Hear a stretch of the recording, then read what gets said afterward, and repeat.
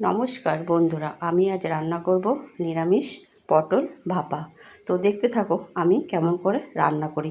বাজার থেকে ফ্রেশ পটল কিনে এনে ভালো করে ধুয়ে কেটে দেখো আমি দুই পাশ এভাবে কেটে দিয়েছি, আর একটু খোসা ছাড়িয়ে পরিষ্কার করে নিয়েছি। এবার পটলগুলোতে নুন, হলুদ আর একটু চিনি দিয়ে ভালো করে মেখে রেখে দিতে হবে।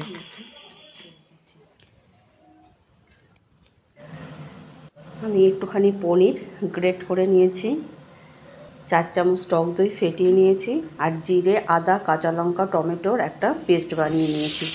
এবার কড়াইতে তেল দিয়ে পটলগুলো বেশ লাল লাল করে ভেজে নেব।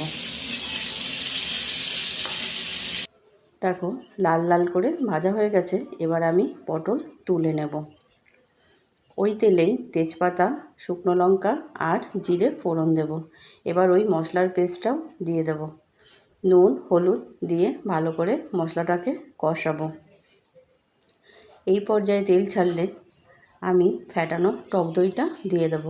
একদম গ্যাসটাকে সিম করে দিতে হবে, নাহলে দইটা কেটে যেতে পারে।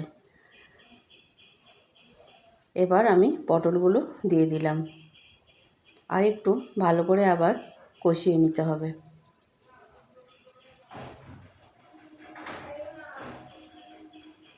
এবার আমি যে পনিরটাকে গ্রেট করে রেখেছিলাম ওই পনিরটাও দিয়ে দিলাম। এই পনিরটা পটলের স্বাদটাকে দ্বিগুণ করে দেবে।